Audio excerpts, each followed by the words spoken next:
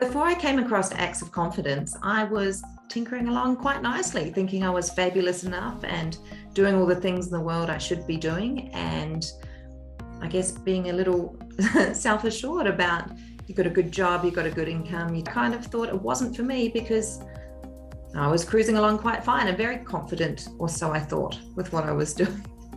The single most life-changing, and it was life-changing, but really what I learned to do was set some boundaries. I found it hard to say no to anything. And I also always felt torn. I've got children and caregiving responsibilities, and I just kept piling on. And if a kid said, can I have help with this? Particularly if it was something you think you're meant to do, like help with homework or remote schooling or any of those things, the answer was always yes. And I would put aside what I was doing.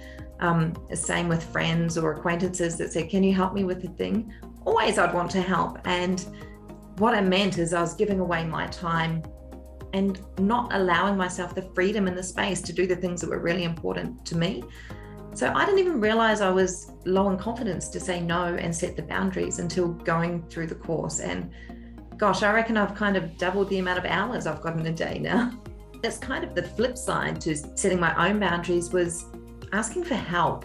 I have this, and I know a lot of people who do, particularly I think if you consider yourself a high achiever in the workplace, or at school or wherever you were, a tendency to do everything yourself. And whilst I was so willing and flattered if people asked me for help, I never asked anyone else for help, which was, now I reflect on it, actually a bit selfish, because my friends and acquaintances and colleagues and family love to help. And the moment you say, hey, could you do this for me? Or I'm stuck on this thing, or I know you're an expert in this area, they would want to help. And some of the people I've asked for help over the last little while since finishing the course have taught me other fabulous things along the lines of saying, yes, that is my area of expertise. I really would love to help you. Can we schedule some time in 2 weeks when I've got a bit more space?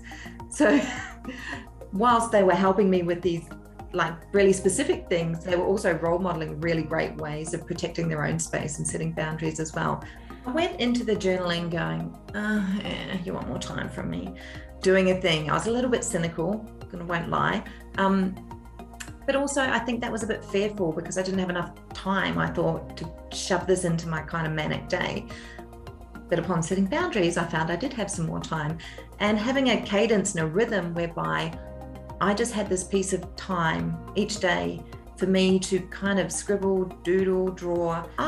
Those kind of really disparate thoughts that have been filling my head and causing anxiety, or seem like a great idea but don't quite hold together, they seem to kind of mesh a little, or become a bit more organized or a bit more refined. It gave a peace and a freedom that let you think through things with no pressure. And along this journey with AOC, I quit a well-paying job to start my own business. So clearly the confidence did grow, but part of that starting your own business is you're trying to, and I think every business coach in the world will say, do too many things in too many directions.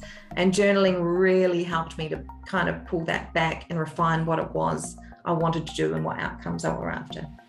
There was a piece in this where I was like, I need help. I need someone to get me to the edge and just maybe push me off the diving board, or let me know it's okay to jump off. So I really knew I needed to do something. I looked at it and went, actually, the return on investment for this is really solid. I've already made so much more money in the business through the newfound confidence. So I guess if you're going to look at a course and you have a hesitation because there's a fee to be paid and it's not being paid by, corporate training budget, kind of factor that into how return on investment would feel. Like, what if you get a promotion, in 6 months, 3 months, a year? What if you change jobs and there's a bigger pay increase? What if you're just way happier? Can you put a dollar number on that?